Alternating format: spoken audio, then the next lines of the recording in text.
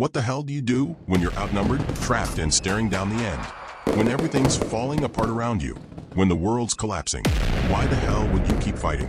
Why keep going when you know it might be the last fight you'll ever have?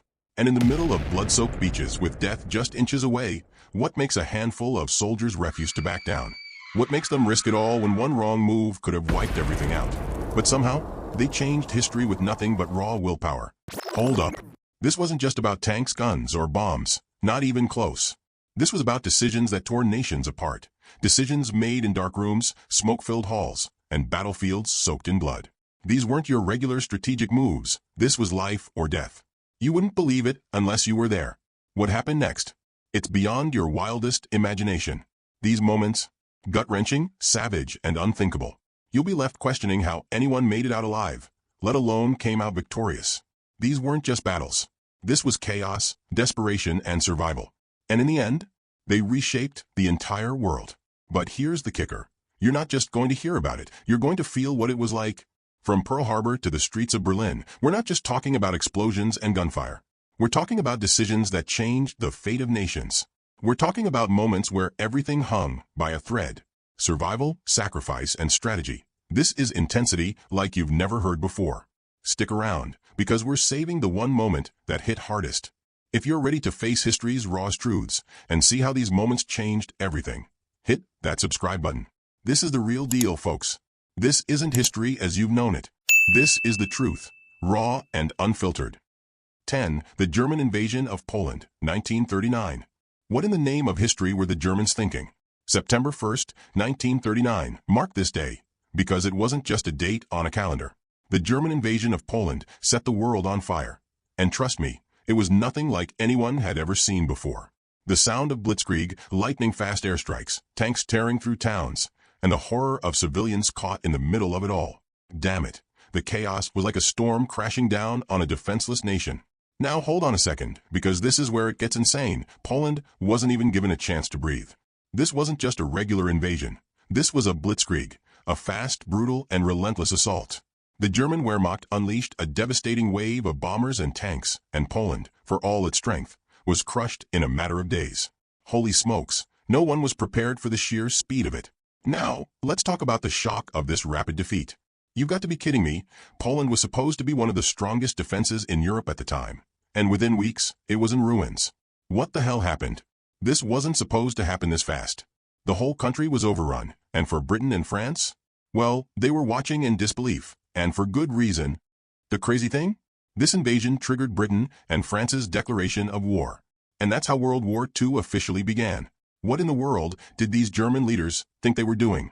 You think you've seen it all, but then you hear this, and it just blows your mind. This wasn't just a military action. It was the spark that set off the most destructive war in human history. But wait, the Nazis didn't just stop with Poland. This was just the beginning of their reign of terror. No way, seriously? Blitzkrieg was just getting started. And it would continue to break countries apart for years to come. This wasn't just warfare. This was a new way of war that was faster, scarier, and brutal beyond imagination.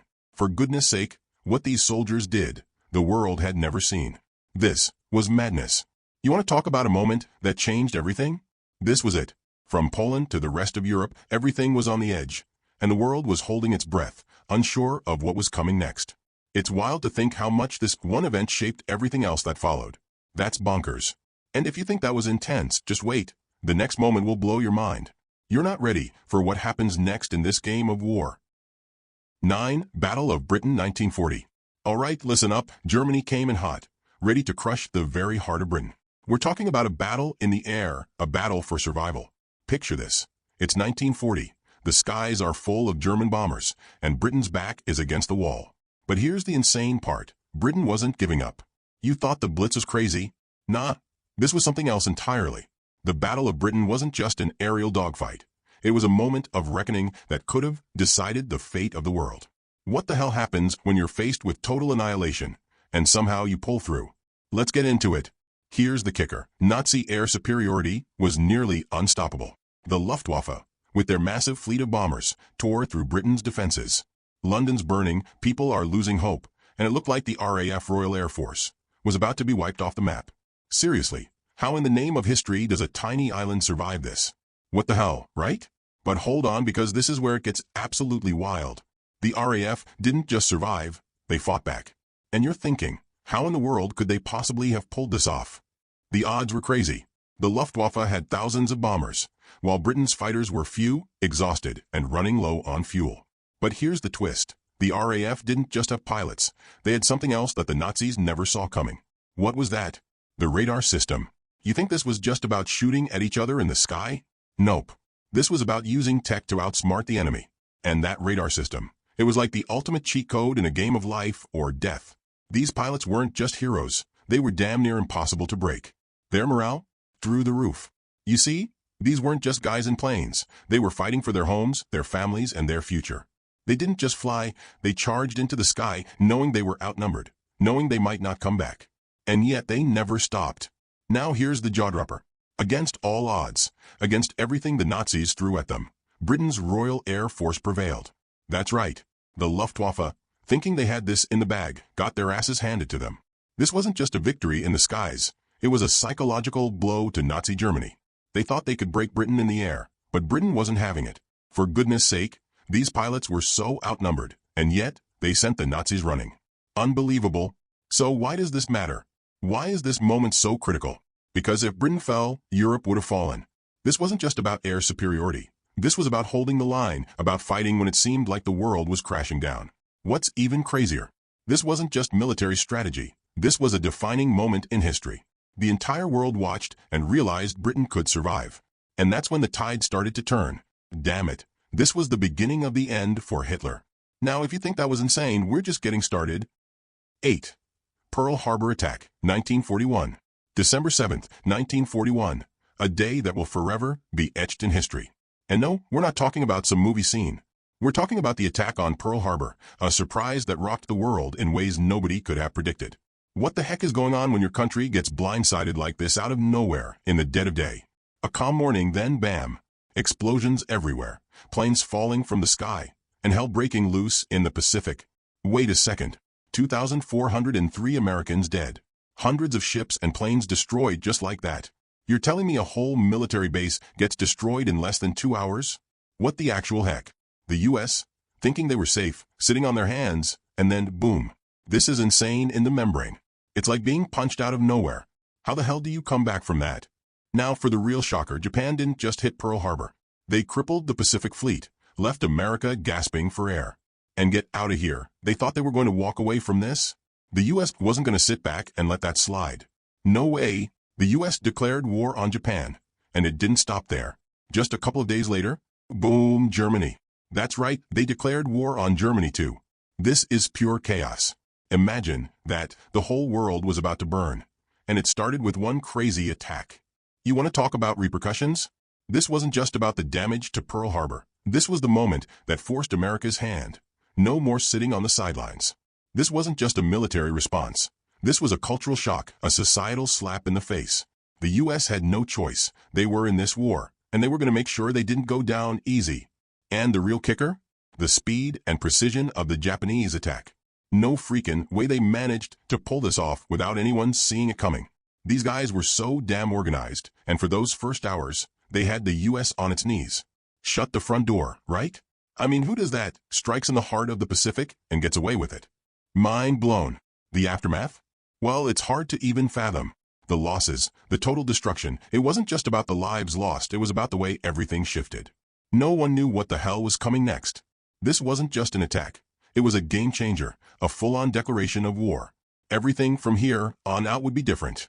And this is where it all kicked off. 7. Battle of Stalingrad, 1942 to 1943. Okay, let's get this straight. Stalingrad, 1942, this wasn't just a battle. This was a full-on war, a fight for survival. And when you hear about it, you'll be like, wait, no way, this can't be real. But trust me, it happened. The Germans, they thought they were unstoppable, invading Russia, crushing everything in their path. But what they didn't expect, a wall of resistance. What the hell did they walk into? Are you kidding me? The German 6th Army, the elite of Nazi forces, storms into Stalingrad thinking they'll have it in the bag. But here's the thing, no freaking way. This wasn't just a city. This wasn't a battle for some land. This was the Soviets fighting for their lives. They weren't about to give up. Not for a second. And that was the game changer. The insane freezing cold. The Soviets? They were used to it, but the Germans? They were completely unprepared. The Soviets didn't just fight the Germans, they fought the elements. What the heck? You think frostbite is some side issue? No, it's survival. The Germans couldn't handle the brutality of the Russian winter. What the hell? How did they think they could win this? This is insane. The Germans thought they could just steamroll over everything. But the Soviets turned the tide. And get this, they trapped the German 6th Army in Stalingrad. You've got to be messing with me, right? You think they had a plan? They didn't. The Soviets had them cornered, and they weren't just holding their ground. They were pushing back. That's wild. This is madness. No way in hell, seriously, the Germans were stuck. Encircled, cut off. And for days, they fought, starved, and froze. But here's the real kicker, they lost. They didn't just retreat, they got wiped out, defeated by the Soviets. They never saw it coming. Seriously? The Germans had the best army, the most advanced technology, and they were still beaten. Beaten by the Soviet will to survive. This wasn't just about tanks and guns, this was about endurance. And when it came down to it, the Soviets didn't just fight for their land. They fought for their existence. This is nuts. And here's the thing. The Soviets didn't just win Stalingrad, they kicked off the beginning of the end for Germany. From that point on, the Soviets didn't stop, they pushed all the way to Berlin. No freaking way anyone was stopping them after that. This wasn't just a military victory. It was a statement. Don't mess with Russia. This is too much. Now hold on, if you think that was brutal, wait till you hear the next chapter. What's coming next? 6. D-Day Invasion 1944. Let me ask you this. What do you do when the world is on the brink and you've got to make the ultimate move? June 6, 1944. The date that wasn't just another day on the calendar. This was the day everything changed. D-Day. The largest amphibious invasion in history, and let me tell you, the stakes were higher than they've ever been. The world had seen the horror of Nazi rule, and now it was time to fight back. What the hell did it feel like to be on that beach, under fire, knowing that this was the beginning of the end for the Nazis in Europe? That's the real question. Hold on, 156,000 troops, 156,000 men, standing shoulder to shoulder on those landing crafts.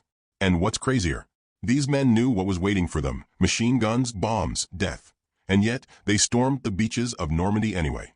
What in tarnation would make you step off a boat into a hellstorm of bullets? What did these men have that was stronger than fear? Well, let me tell you, it wasn't just bravery. This was something more. This was about taking control of a world that was on the verge of being swallowed by darkness. Seriously? I mean, think about it. These men weren't just soldiers. They were fighting for freedom, for survival, for everything they knew was right. The Allies weren't just attacking a beach, they were making history. This wasn't just an invasion. This was the final push to break the grip of Nazi tyranny in Europe. No way in hell the Nazis saw this coming. But the Allies? They were locked in, determined, and ready to give it everything they had. What the hell, this is pure chaos.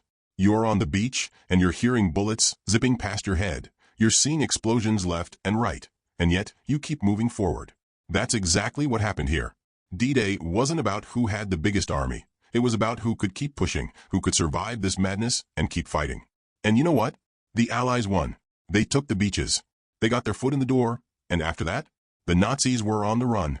Mind blown, right? 156,000 men from the US, Britain, and Canada, all working together, a team of nations, to bring down an empire.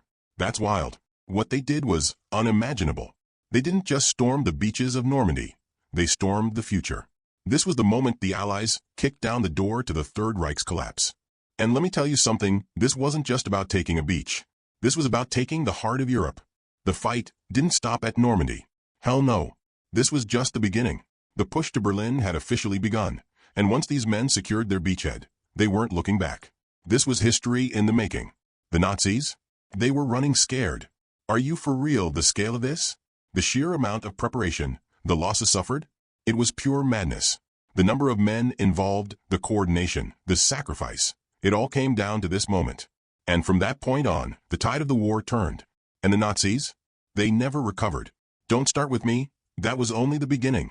What happens next? Trust me, you won't believe it. Stay tuned. 5. The Battle of Midway, 1942. Let's cut to the chase here. The Battle of Midway, June 1942. The stakes couldn't have been higher. Japan, riding high off their early victories, thought they were invincible. They had taken Pacific island after island. Their fleet was massive, their air force terrifying. But on this day, they met their match. The United States wasn't just defending a tiny island in the Pacific. They were fighting for their future, and they knew it. This was a moment that would change everything. What the hell were the Japanese thinking, though, to go after Midway? They had no idea that the tables were about to turn. Now get this, the U.S. Navy, coming off some serious setbacks, had one last chance to stop the Japanese onslaught. But no one could have predicted the sheer brilliance that was about to unfold. The U.S. wasn't just playing defense. They were out for revenge for their people, for the lives lost in Pearl Harbor. This wasn't just a battle for an island. This was for survival. Here's the kicker. The U.S. Navy destroyed 4 Japanese aircraft carriers. 4. Just like that. The Japanese were not ready for that kind of destruction. Imagine this. Their entire fleet, their whole offensive strategy, completely obliterated. What in tarnation could they do after that? Their ability to project power in the Pacific, gone in a single day. This is insane. The whole tide of the war in the Pacific changed right here. It wasn't just a victory. It was a game changer. Japan lost its offensive capabilities right then and there. This wasn't just about sinking ships. It was about completely crippling their ability to fight back. And that's the thing. The U.S. Navy had just turned the tables and tipped the balance of power. No freaking way, right? The Japanese were on the defense, and from that moment on, the U.S. was in control. The Allies could finally breathe. Now let's think about this for a second. 4 carriers. That's a blow so big, it's almost like a knockout punch in a boxing match. Japan went from being on top of the world to backpedaling for the rest of the war. What the hell could they do now? They were reeling, and the U.S.? They were just getting started. Talk about a turning point. The Battle of Midway didn't just stop the Japanese. It crippled their ability to wage war in the Pacific. And the U.S.? They didn't just survive, they thrived. This wasn't just the end of a battle. This was the beginning of the end for Japan's imperial ambitions. And from this moment on, the Japanese would never get the upper hand again. 4. The Fall of Berlin, 1945. April 1945, Berlin, the heart of Nazi Germany, is burning. This is the moment when everything comes crashing down. The walls are closing in on Hitler. The man who thought he was invincible is about to be swept away by the very thing he feared most, the Soviets. The Red Army, they're at the gates, and let me tell you, they weren't about to take prisoners. This wasn't just an attack on a city. This was the end of an empire, and Hitler's reign of terror, once and for all. Wait a minute, think about it. The Soviets weren't just knocking on the door. They were ripping it down.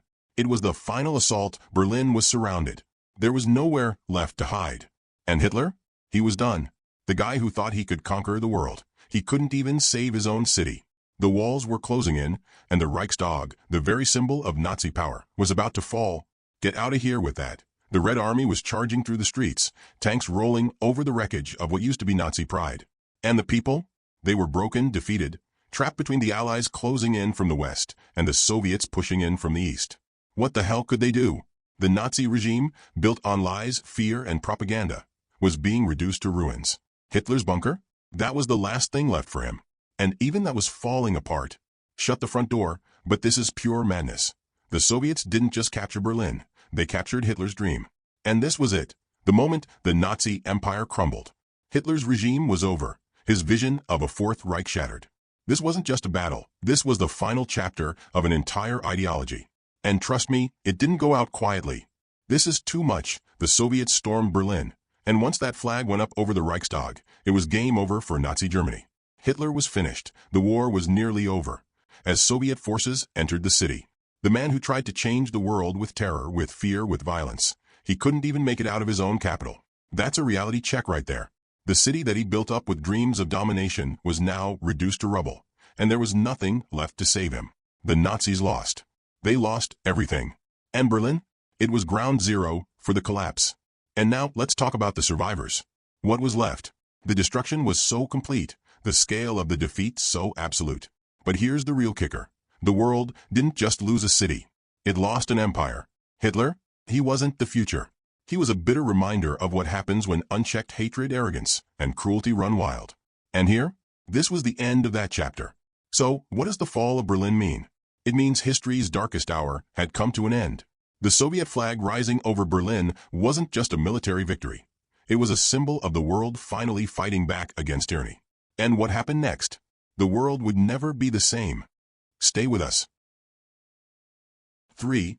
Hiroshima and Nagasaki bombings, 1945. Let me ask you this. What do you do when you've got the power to wipe out an entire city? You've got a weapon so deadly, it could change the course of history in an instant. Hiroshima and Nagasaki, 2 cities, 2 bombs, and one moment that redefined war as we knew it. What the hell were they thinking when the U.S. dropped the first atomic bomb? What did it feel like when hell on earth hit in the blink of an eye? Wait, let's break this down for a second. Hiroshima, August 6, 1945. Imagine standing in the city, thinking everything's normal, and then boom. The first atomic bomb, and everything changes.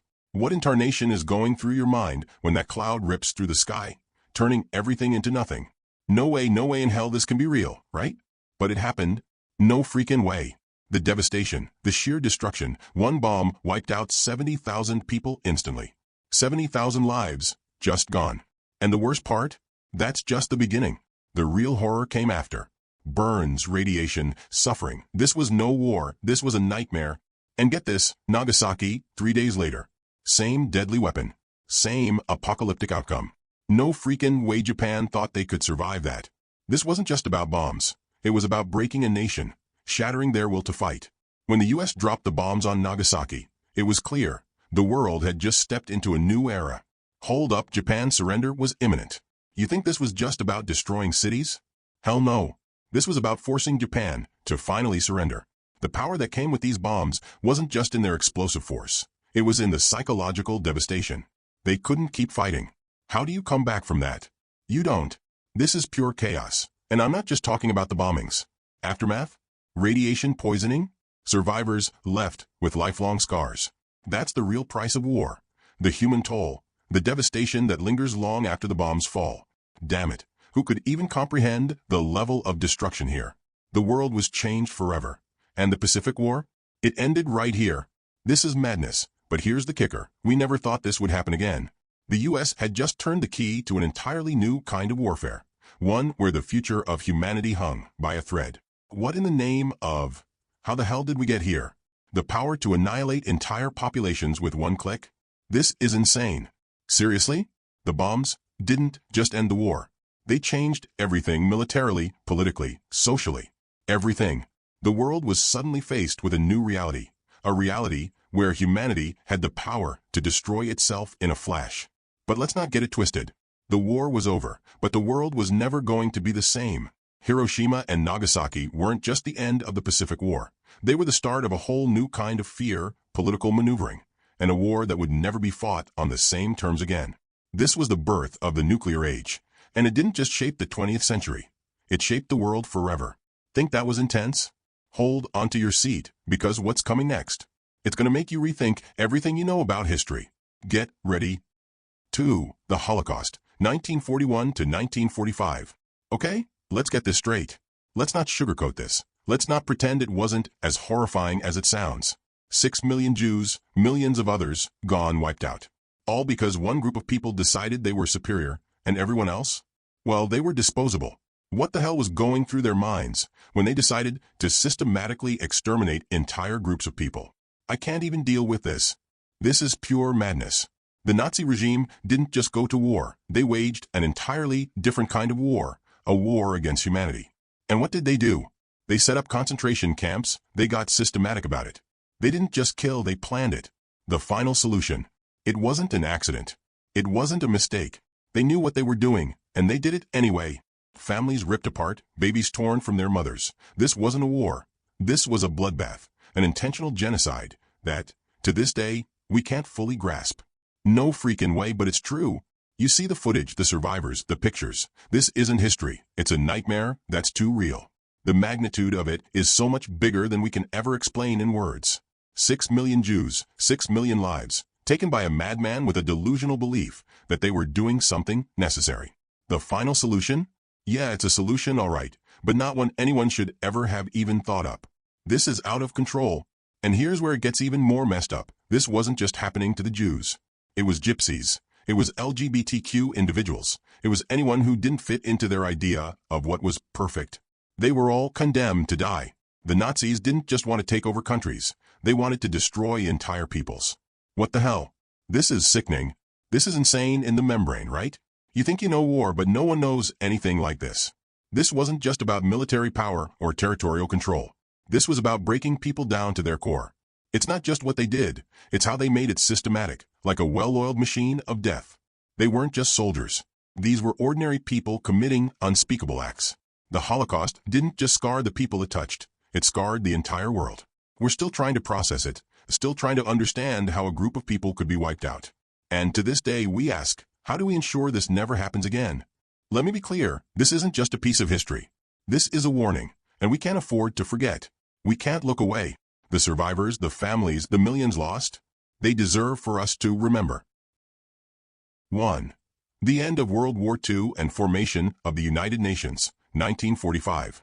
This is it, the moment the world had been waiting for. After years of bloodshed, destruction, and chaos, the world was finally on the brink of peace. But let's not sugarcoat it. This wasn't a victory of celebration, not really. This was the end of something, but also the beginning of everything. The final act of World War II was nothing short of monumental. Imagine standing there, with the weight of the world on your shoulders, knowing that a single decision would decide the fate of humanity. How do you even begin to move forward from something this big? All right, let's get something straight. Japan's surrender wasn't just about one country giving up. It was the end of an entire chapter in history. An entire era of tyranny, conquest, and destruction came crashing down. The Axis powers gone. The Nazi regime? Finished. No more fighting, no more bombs falling from the sky. But that surrender wasn't just about peace. No. It was about what came next. What the hell happens when the world literally shatters, and you've got to pick up the pieces? What do you do when the old order is gone, and you've got to rebuild everything from scratch? The answer? You form something new, something better. That's what the United Nations was. This wasn't just some fancy organization. This was the world saying, never again, after seeing the horrors of war. The world looked at what had just happened, the death, the devastation, and said, we can't let this happen again. The UN was born out of necessity. It was the world's desperate cry for peace, for order, and for cooperation. Are you for real? The sheer audacity of the move. The world came together, not out of fear, but out of a mutual agreement. We will never let this happen again. The world came together in a way no one ever thought possible, and they didn't just shake hands. They signed the UN Charter on June 26, 1945, a commitment to international peace. That's bananas. Think about it. We went from global chaos to global cooperation. A new order was born, and the Allies weren't just celebrating victory. They were celebrating the birth of a future, where war didn't have to be the answer anymore. And let me tell you something, this wasn't just about victory. It wasn't about waving flags or holding parades. It was about survival. The Allies didn't win World War II just for themselves. They won it for the world. For humanity. They pulled the world back from the edge. And that signing of the UN Charter wasn't just a piece of paper. It was the hope that no one would ever go through this again. That was the promise they made. The world wasn't going to fall apart anymore, not on their watch. Wait, let that sink in. The end of World War II wasn't just a military victory. It was a victory for the human spirit. The United Nations wasn't born just to hold meetings. It was born to stop future wars, to ensure that humanity never again plunged into the kind of madness it had just witnessed. That's what they were fighting for, a future where war wasn't the only answer, where nations could come together and solve their differences without killing millions. Can you even wrap your head around that? The audacity of the idea that this could actually work? To think we could make peace last after everything. Seriously? The world came together and said enough. And from that moment forward, the United Nations became the symbol of hope, of possibility, the one place where nations could hash things out without starting another war. Wait, we're not done yet. World War II is over, the UN is born, but you know what? This is just the beginning of a brand new world. The war ended, but that doesn't mean the story stopped there. The aftermath? The ripple effects? They're still happening. Think about it. We're living in the world they fought for. Crazy, right? Narrator laughs. And trust me, what's coming up next? We're going into the events that shaped Hitler's rise to power. Yep, we're breaking it down in detail. And after that, we're talking about key moments in the history of Japan that changed everything. Then what's really going on with the Israel-Palestine conflict? Yeah, we're going there. It's a lot, but it's all connected. And that's not all. We're also exploring the most important events in history. And trust me, you're going to want to be here for all of it. So if you're not already on this wild ride with us, Hit that subscribe button and join the historic Top 10 crew. There's so much more to uncover, and you do not want to miss what's coming next. Catch you soon. This is just the beginning.